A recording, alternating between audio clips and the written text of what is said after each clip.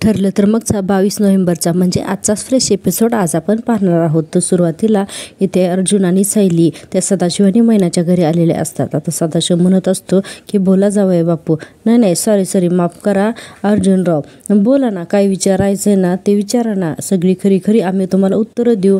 आणि तशी तर आम्ही सगळी खरीच उत्तरं देतो. त्यावर सायली म्हणते काय म्हणालात, परत बोलात. तर लगेचच सदाशिव म्हणतो नाही, या टायमाला आम्ही अगदी खरी उत्तरं देऊ बरं का तुम्हाला.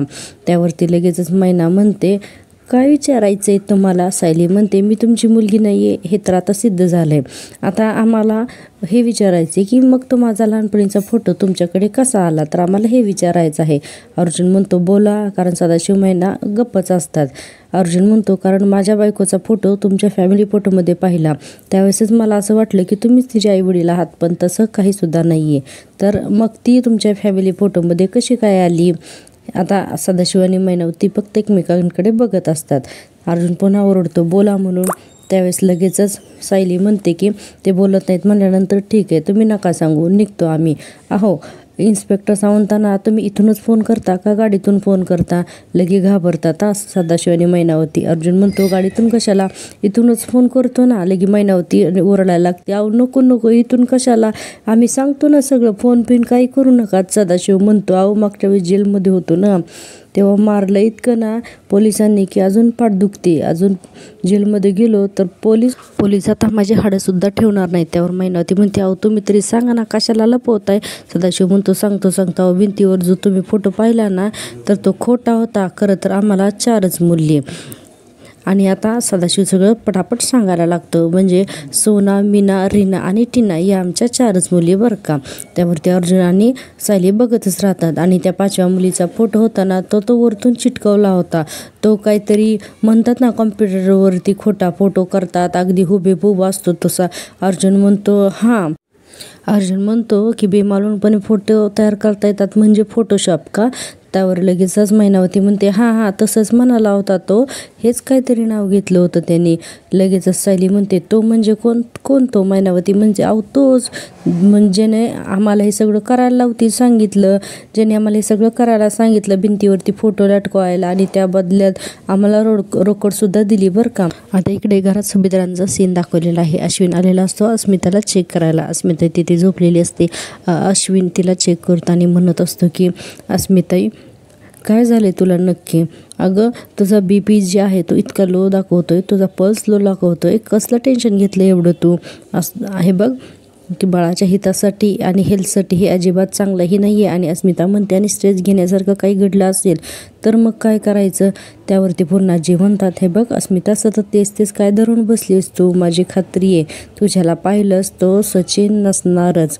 त्यावर अस्मिता म्हणते मग सचिन माझा कॉल का नाही उचलत आहे. अश्विन म्हणतो अगं कॉन्फरन्स किती हेक्टिक असतात तुला माहिती तरी आहे का, फोन उचलायला वेळच नसतो तिथे. त्यावर अस्मिता म्हणते की ठीक आहे मग मी जाते तिथं त्याच्या कॉन्फरन्सला. पूर्णाजी म्हणतात म्हणजे, तर अस्मिता म्हणते की मी दिल्लीला जाते. सगळ्यांना आश्चर्य वाटतं की अशी काय बोलते. अस्मिता म्हणते सचिन कोणत्या हॉटेलमध्ये राहतो ना दिल्लीला हे मला माहिती आहे, मी अर्जुनला बुकिंग करायला सांगते. मम्मा मला मोबाईल दे ना तुझा. कल्पनाताई म्हणतात नाही देणार. अस्मिता म्हणते दे ना गं मम्मा मला मोबाईल. मग कल्पनाताई म्हणतात ठीक आहे घे. आता अस्मिता अर्जुनला फोन लावते तर अर्जुन काही फोनच उचलत नाही आणि जोरात ओरडत असते की मीच बुकिंग करते, अर्जुन माझा फोनच उचलत नाही. अश्विन तिच्या हातातून फोन घेतो आणि म्हणतो वेड्यासारखी वागू नकोस, अशा परिस्थितीत ना तू ट्रॅव्हल नाही करायचं. अस्मिता म्हणते की मी ट्रॅव्हल का नाही करू शकत, मी काय आजारी आहे का. अश्विन म्हणतो नाही तू आजारी नाही आहे, पण अशा अवस्थेत तू ट्रॅव्हल करणं ठीक नाही आहे. अस्मिता म्हणते नाही मी ना की आता दिल्लीला जाणार आणि दॅट्स फायनल. आता पुन्हा सीन दाखवले अर्जुन आणि सदाशिवचा. अर्जुन म्हणतो काय तो माणूस कोण आहे. सदाशिव लगे आठवण्याचा प्रयत्न करतो. तो माणूस आहे ना. अर्जुन लगेच फोन करतो आणि म्हणतो थांबा जरा मी पोलिसांनाच फोन लावतो. लगेच सदाशिव म्हणतो आठवलं. त्याचं नाव आहे की गणपत शिकरे. त्यावर मैनावती म्हणते नाही नाही महिपत शिकरे. सायली आणि अर्जुनचे चेहरे एकदम ब्लॅक व्हाईटच दाखवलेत. लगेच सदाशिव म्हणतो हो हो हो महिपत शिकरे, महिपत. अर्जुन आणि सायली एकमेकांकडे बघतच राहतात की आता. आणि पुढे अर्जुन म्हणतो की महिपत शिकरे. मैनावती म्हणते हो, तर तुम्ही त्यांना कसं ओळखता? मैनावती म्हणते नाही नाही आम्ही त्यांना ओळखत वगैरे अजिबात नाही आहे. अहो तो फोटोच घेऊन आमच्या दुकानात आला होता आणि म्हणाला की मी सांगेन तो फोटो भिंतीवर लावायचा, आणि जर का फोटो नाही लावला तर मग सांगतोच तुम्हाला, आणि मी जर सांगितलेलं तुम्ही ऐकलं तर मी तुमचे खिसे भरीन, आणि जर नाही ऐकलं तर मी तुमचं नरडं कापीन, असं म्हणाला होतो आम्हाला. आता तुम्ही सांगा आम्ही तरी काय करायचं? सदाशिव म्हणतो अहो आम्ही खूप घाबरलो होतो त्यावेळेस महिपत शिकरीनं जे सांगितलं ते आम्हाला करावं लागलं हो साहेब. आणि खरं तर आहे ना आम्हाला 4च पोरी येतो.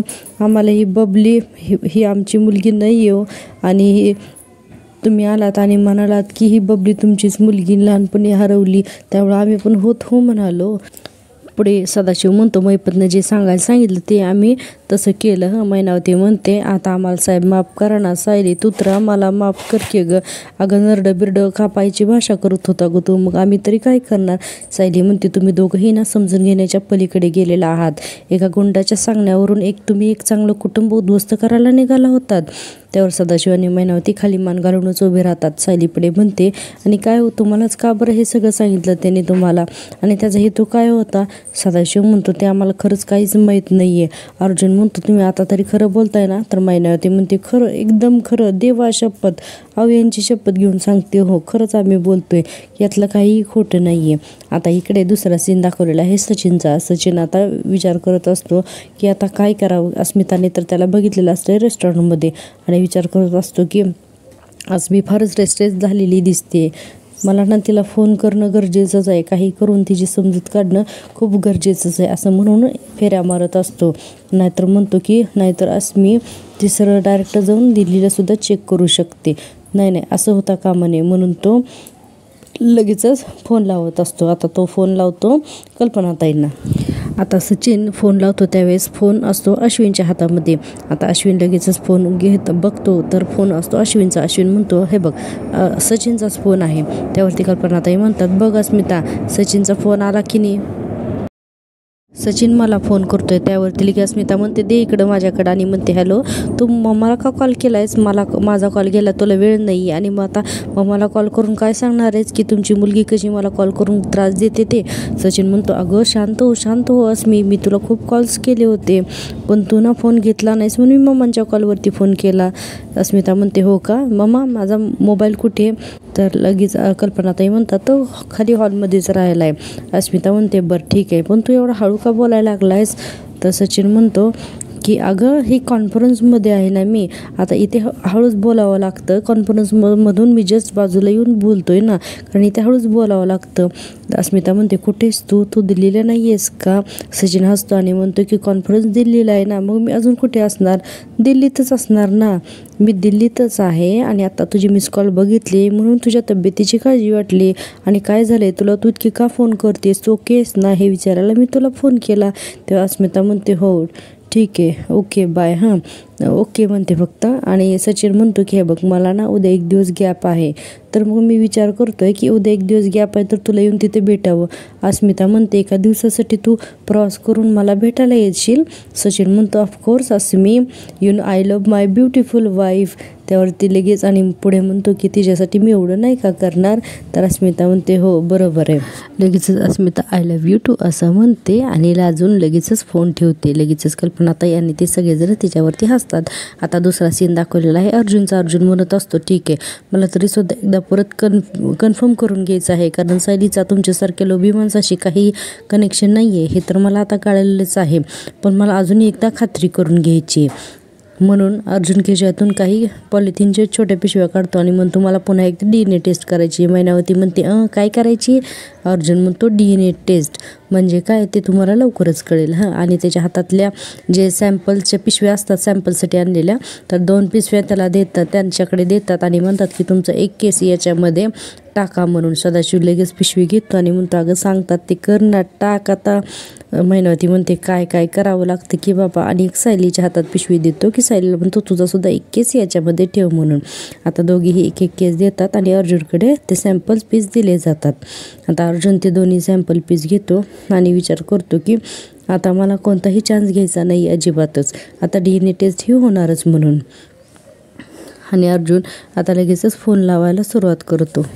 आणि आता पुढे अर्जुन चैतन्याला फोन लावतो आणि म्हणतो की हॅलो चैतन्य, मला परत एकदा सायली आणि मैनावतीची टेस्ट करायची आहे. सॅम्पल आहेत माझ्याकडे, पण यावेळेस मला कोणतीही रिस्क घ्यायची नाही आहे.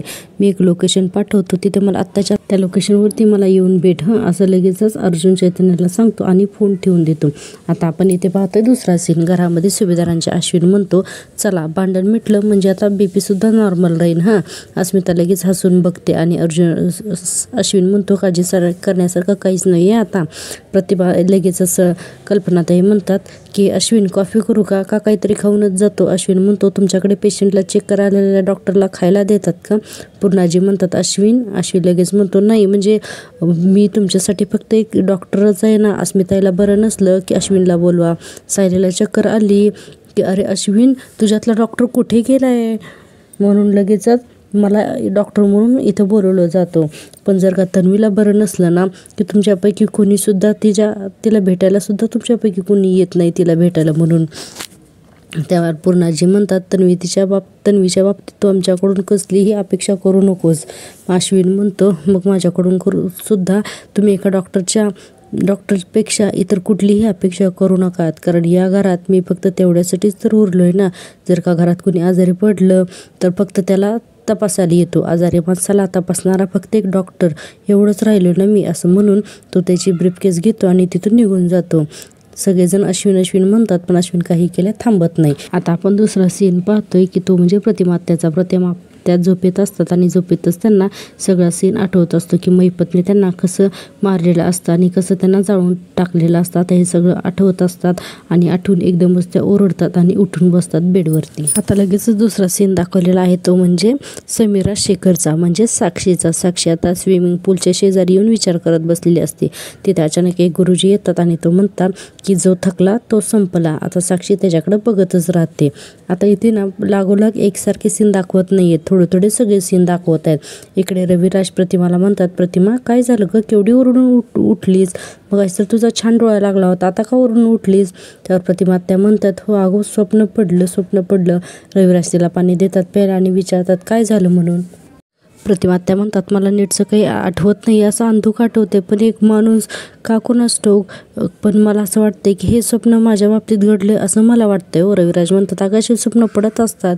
ते म्हणतात की नाही. मग रविराज म्हणतात मग म्हणजे आपल्या भूतकाळाबाबतीचं स्वप्न काही पडलं का तुला, म्हणजे आपला ॲक्सिडेंट झाला त्या संदर्भात काही तुला प्रश्न पडलाय का किंवा तसं काही स्वप्न पडलं आहे का. प्रतिमा त्या म्हणतात नाही माहिती हो मला. रविराज म्हणतात आठवण्याचा प्रयत्न कर प्रतिमा, हे बघ बाकी सगळ्या गोष्टी जशा तुला आठवल्या ना तशा या सुद्धा गोष्टी तुला आठवतील की.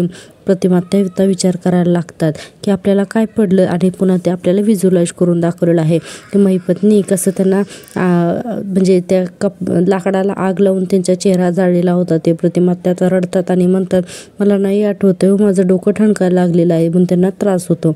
रविराज म्हणतात बरं ठीक आहे तू त्रास नको करून घेऊ, नाही आठवत आहे तर ठीक आहे म्हणून. आता इकडे पुन्हा साक्षीचा आणि त्या गुरुजींचा सीन दाखवला आहे. लगेच समीरा उठून निघत असते तोपर्यंत आणि तिथून निघून जाताना गुरुजी म्हणतात थांब मुली, मला इथून दिसतंय तू नाही का विचित्र गैरात सापडलेली आहेस, यातून सुटका करून घेणं तुझ्यासाठी खूपच अवघड होऊन बसलंय. समीरा म्हणते की कोण आहात तुम्ही. तर ते गुरुजी म्हणतात मी कोण तुम्ही कोण, आपण सर्वजण ना वरती जो बसलाय ना त्याच्या इशाऱ्यावरती नाचणारे एक बाहुले आहात, पण तुझ्याकडून वरचेची सेवा ना कमी पडते मुली. आयुष्याच्या तिजोरीत पापाचं वजन वाढतंय तुझ्या आणि पुण्याचं पारडं हे तुझं वरतीच राहतंय आणि हे सगळं तुला बदलावं लागेल. त्यावर लगेच साक्षी म्हणते तुम्ही काय बोलताय, मला खरंच काहीच कळत नाही आहे. ते गुरुजी म्हणतात देवी आईची मनोभावे आराधना कर, पूजा कर, तुझ्या भोवती साचलेलं हे दुःख जे आहे ते निघून जाईल. घरातल्या व्यक्तींना देवी आईची पूजा करू दे. देवी आई पण तू तुझ्या जवळच्या व्यक्तीला सोबत घेऊन त्या पुण्यकर्मात सहभागी हो. त्यावर समीरा म्हणते, हे सगळं जर का मी केलं तर माझं मन शांत होईल का? माझं भविष्य जसं मला हवं आहे तसं घडेल का? गुरुजी म्हणतात, निश्चितच होईल. तो फक्त आता अंधारात आहे. हेही दिवस निघून जातील. वाईट काळ फार दिवस टिकत नाही. त्यावर समीरा म्हणते, तुम्ही हे सगळं काय बोलताय ते मला खरंच समजत नाही आहे.